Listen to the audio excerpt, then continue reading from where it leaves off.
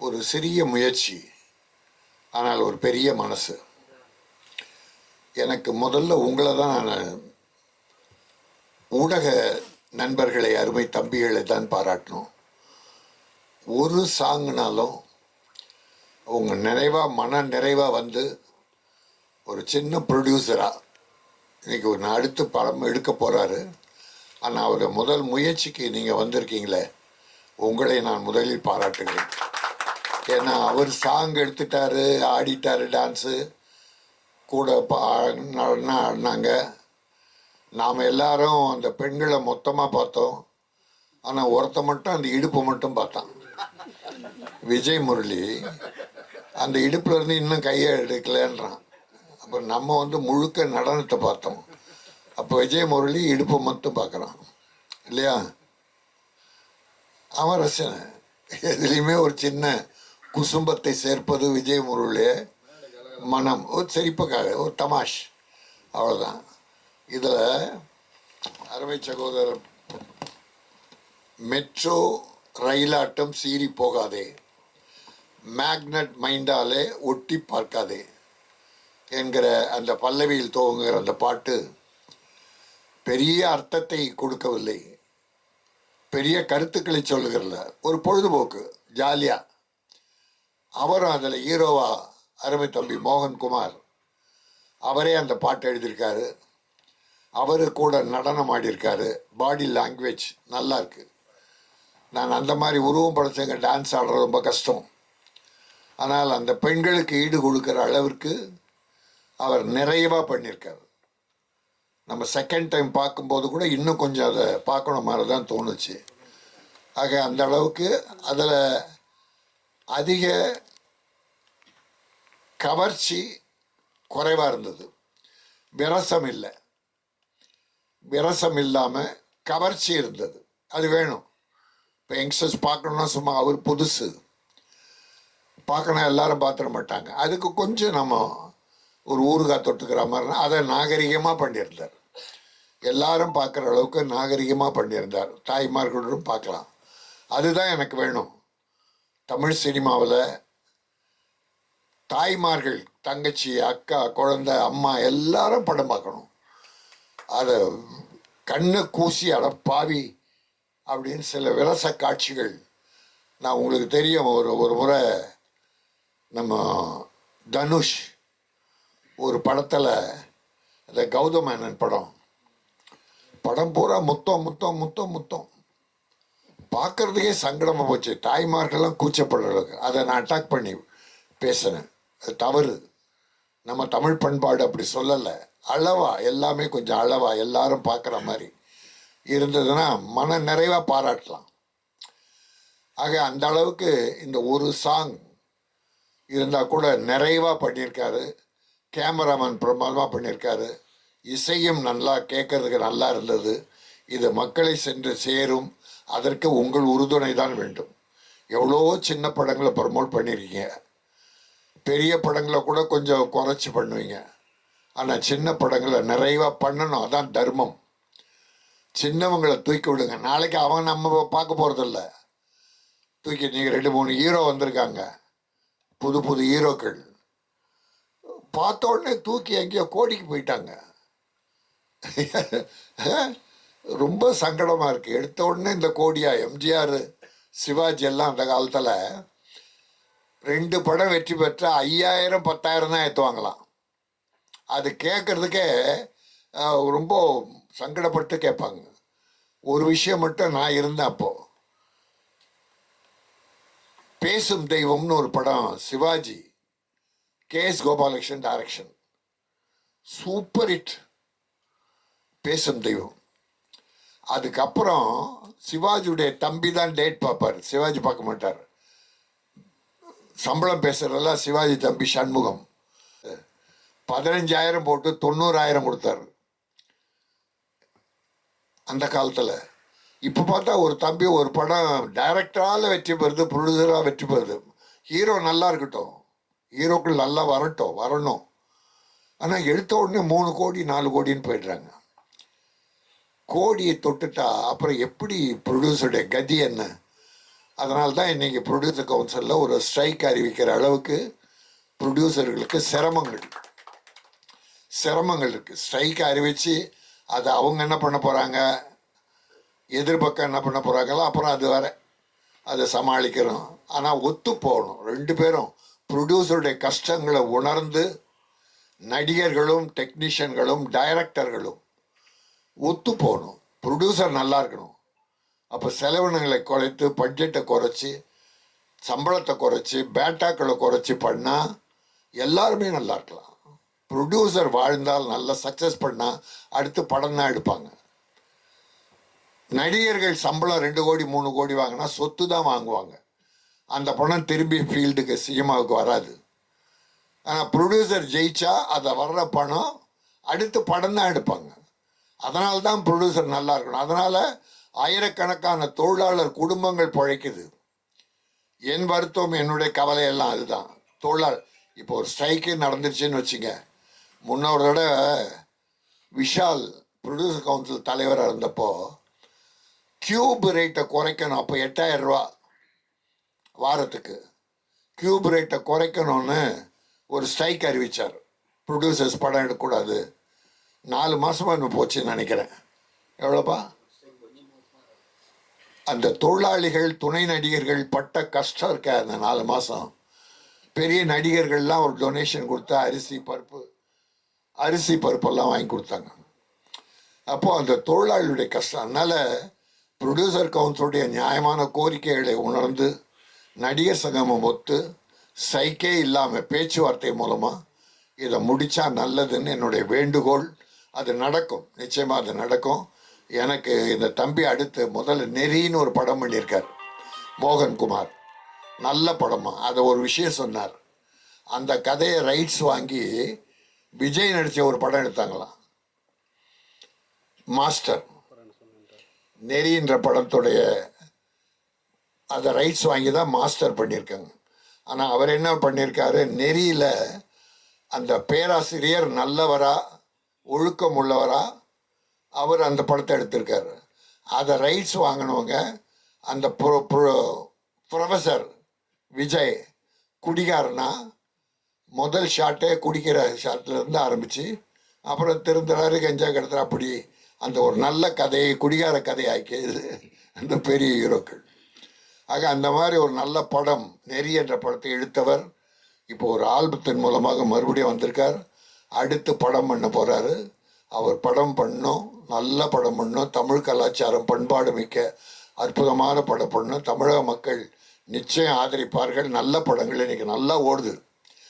கதை களம்னா முக்கியம், ஹீரோலாம் அப்புறம். கதையை ஒழுங்காக பண்ணுங்க, அதுக்கு செலவு பண்ணுங்க, படம் எடுக்கிறத சிக்கனமாயிடுங்க என்பதை சொல்லி, இது இப்படி எடுத்தாலும் அதையெல்லாம் மக்களிடம் கொண்டு சேர்ப்பது என்னுடைய ஊடக சகோதரர்கள். உங்களை நான் வணங்குகிறேன். உங்கள் தொண்டு சேவை பெரியது. ஆக நீங்கள் நல்லா இருக்கணும். நீங்களும் நல்லா இருக்க, எல்லாரையும் உயர்த்திட்டு நீங்கள் ஏனி மாதிரி இந்த ஆசிரியர்கள், பள்ளி ஆசிரியர்கள் ஒரே லெவலில் தான் இருப்பாங்க. நான் 18 வருஷம் கார்பரேஷன் ஸ்கூல் டீச்சராக இருந்தேன், அப்புறம் ரிசைன் பண்ணிட்டேன். அந்த மாதிரி நீங்கள் என்றைக்குமே நீங்களும் உயர வேண்டும் வாழ்க்கையில் என வாழ்த்தி, இந்த மெட்ரோ பாடல் மக்களின் மனதை தொட வேண்டும், அது வேகமாக வளர்ச்சி பெற வேண்டும். அது உங்கள் முயற்சியால் உங்கள் உழைப்பால் பெரிதாக நடக்கும். அவர் எடுக்கிற அடுத்த படமும் வெற்றி படமாக அமைய வாழ்த்துகிறேன். அவருடைய மகனுக்கும் என்னுடைய வாழ்த்துக்களை தெரிவித்து வணங்கி விடைபெறுகிறேன். நன்றி, வணக்கம்.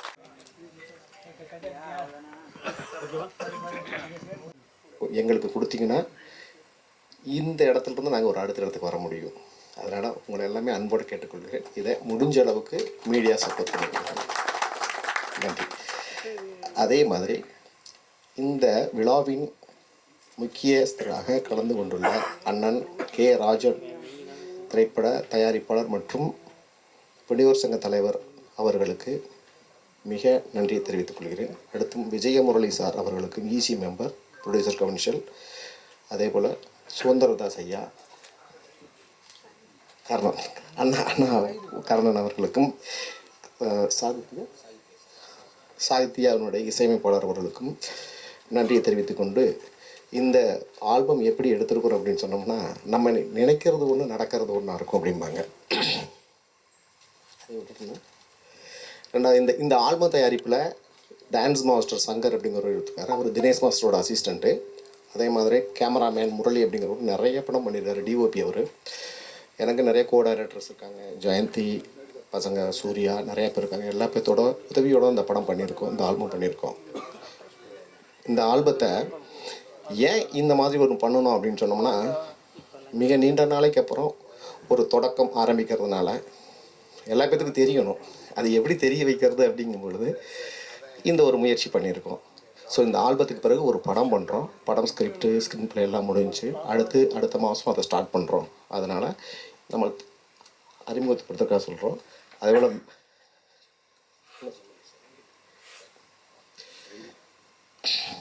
இந்த ஆல்பம் வந்து நடிச்சிருக்க ஹீரோயின் வந்து மிக பாப்புலரானவங்க. சாதாரணமாக வந்து சிம்பிளாக இட போடுற ஆட்கள் கிடையாது. அவங்க பேர் ஐஸ்வர்யா ஹரிசங்கர்.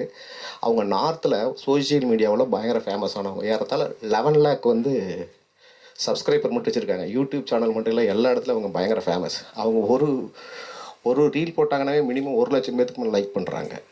நீங்கள் போய் பார்த்தீங்கன்னா தெரியும் எல்லா பேருமே. ஸோ அந்தளவுக்கு மிக ஃபேமஸான அந்த பொண்ணு இங்கே வந்து நடிக்கிறது காரணம் தமிழ் இண்டஸ்ட்ரி அந்த பொண்ணு பிடிச்சிருக்கு. நான் ஏதாவது ஹீரோயினாக வரணும் அப்படின்னு விரும்புகிறாங்க. எனக்கு தெரிஞ்சவங்க அதனால் அவங்க வந்து நடிச்சிருக்காங்க. இதுதான் உண்மை.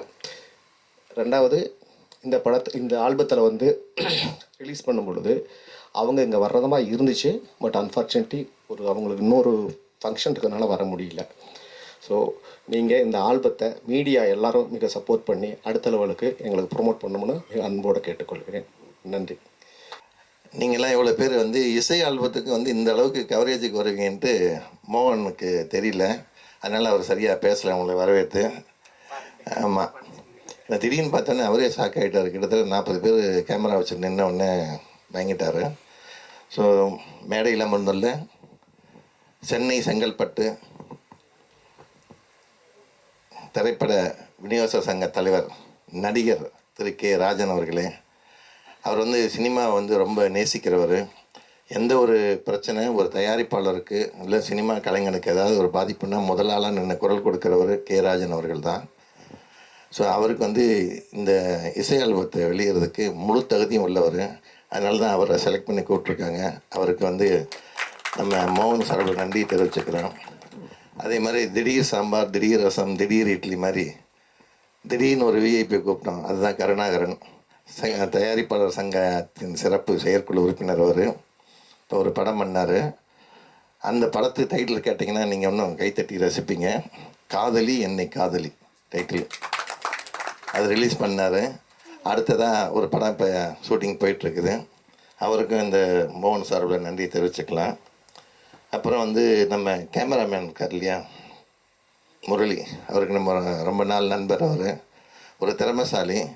அந்த திறமையை வெளிப்படுத்துகிற விதமாக இந்த சாங்கில் அவரோட பூந்து விளையாண்டுருக்கிறாரு. கேமராவில் நீங்கள் தப்பாக நினச்சிடாதீங்க, ஏன்னா டைரக்டர் தான் பூந்து விளையாண்டுருக்கிறாரு சாங்கில். அவர் பாருங்கள், இப்போ அந்த இதில் ஃப்ளெக்ஸ்லேயே பார்த்தீங்கன்னா இந்த பொண்ணு இடுப்பில் கையை வச்சுட்டு எடுக்காமே நிற்கிறாரு. அப்புறம் மியூசிக் வந்து ராஜ்பாஸ்கர், அவருக்கும் நல்லாயிருக்கு இந்த மியூசிக்கு. அப்புறம் சிறப்பு விருந்தினர் அந்த சுதந்திரதாஸ் அவர்களுக்கும் நம்ம நன்றி தெரிவிச்சுக்கலாம். சுதந்திரதாஸ் இண்டிபெண்டன்ஸ் பாட்டு தான் எழுதுவார்னு நினச்சிடாதீங்க, எல்லா பாட்டும் எழுதுவார். அதே மாதிரி டான்ஸ் மாஸ்டர் சங்கருக்கு நம்ம வந்து நன்றி தெரிவிச்சுக்கணும், நல்லா எடுத்து கொடுத்துருக்குறாரு. அப்புறம் இந்த ஆல்பத்தை தயாரித்தவர் வந்து பரத். இவர் யாருன்னா இந்த படத்தில் ஹீரோவை வந்து 5 பொண்ணுங்க கூட விளையாண்டார் பார்த்தீங்களா, மோகன், அவரோட பையன். எவ்வளோ பெரிய பையனை வச்சுக்கிட்டு அவர் வந்து பரவாயில்ல, அப்பாவுக்கு விளையாடுறதுக்கு பையன் செலவு பண்ணியிருக்கானா, அதுவே பெரிய சந்தோஷம்தான். ஆனால் இதில் வந்து அந்த சாங்கு பார்த்தவங்களுக்கு தெரியும், அந்த பொண்ணு மட்டும்தான் தொப்பில் காட்டி ஆடிட்டுருக்கு. மற்ற குரூப்புக்கெல்லாம் க்ளோஸ் பண்ணிட்டார் டைரக்டரு. ஏன்னா மற்றவங்களோட குரூப்பை பார்த்துட்டு இருந்தால் நம்மளை பார்க்க மாட்டாங்கன்னு ஒரு சுயநலம்னு நினைக்கிறேன். கவனம் செதறக்கூடாதுன்ட்டு அவர் ஏற்கனவே நெறின்னு ஒரு படம் பண்ணியிருந்தார். இப்போ மறுபடியும் சின்ன கேப் விட்டு வந்திருக்கிறாரு, அடுத்தடுத்து படம் பண்ண போகிறாரு. அந்த லொக்கேஷன்லாம் நல்லா இருந்தது. ஒரு 4 நிமிஷம் சாங்காக இருந்தாலும் ஒரு பீச்லேயும் சரி அந்த ரிசார்ட் சென்டரில் எங்கே பிடிச்சான்னு தெரியல, அந்த இடம் நல்லா இருக்கு எடுத்துருக்கிறாரு. ஸோ தன்னை ஒரு ஹீரோ ஆக்குறதுக்கான வேலையில் ஃபஸ்ட்டு குவார்டர்லி எக்ஸாம் மாதிரி இது எழுதியிருக்கிறாரு. கண்டிப்பாக பாஸ் ஆகிடுவார். ஸோ இந்த மாதிரி ஆல்பத்துக்கும் இவ்வளோ பேரை கூப்பிட்டு வந்து சிறப்பு செய்கிற வெங்கட்டுக்கு நம்ம ஒரு கைத்தட்டி பாராட்டு தெரிவிச்சுக்கணும். ஏன்னா வெங்கட்டுக்கு பத்திரிக்கையாளர் மட்டும்தான் கைத்தட்டுவீங்கன்னு தெரியும். வெங்கட் அவர்களுக்கு கே. ராஜன் சார் அவர்களை சால்வி அன்னைக்கு மாதிரி கேட்டுக்கொள்கிறோம்.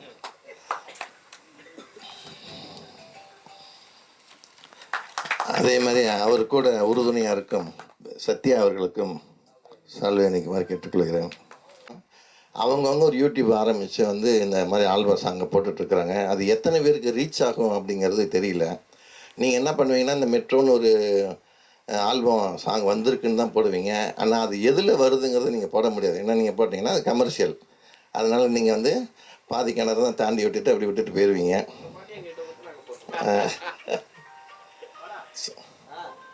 ஸோ அதனால் நீங்கள் வந்து முடிஞ்ச வரைக்கும் இந்த மாதிரி ஆல்பம் சாங்க்கெலாம் நீங்கள் வந்து கொஞ்சம் ரொம்ப சப்போர்ட் பண்ணிங்கன்னா இன்னும் இந்த மாதிரி நிறைய நியூ கமர்ஸ் வருவாங்க. நீங்களும் அடிக்கடி இந்த மாதிரி ஆல்பம் சாங்கை பார்க்கலாம். உங்களுக்கெல்லாம் வருத்தம் தெரியுது, ஏன்னா நடித்த ஆர்டிஸ்ட் வரலங்கிறதுனால உங்கள் முகத்தில் அப்படியே ஒரு சோகம் இலையோடுது. கவலைப்படாதீங்க, அடுத்த சாங்கில் கொண்டு வந்துடுவார் டைரக்டரு. இல்லைன்னா இதை விட ஒரு நல்ல ஆர்டிஸ்ட்டை கொண்டு வந்து நடிக்க வைக்கலாம். ஆனால் ஒரு நேர்த்தியான சாங்கு, ஒரு கஜகஜான்னு இல்லாமல் வளவளன்னு இல்லாமல் ஒரு மாஸ்டர் வந்து நல்லா நீட்டாக எடுத்திருக்கிறாரு. அதனால் அவருக்கும் இந்த நேரத்தில் நன்றி தெரிவிச்சுக்கலாம். ஸோ இவ்வளோ தூரம் பொறுமையாக நின்று கேட்டதுக்கு அடுத்து வந்து பரபரப்பான ஒரு இடி முழக்கம் இருக்குது உங்களுக்கு. சார் பேசுவார். நன்றி, வணக்கம்.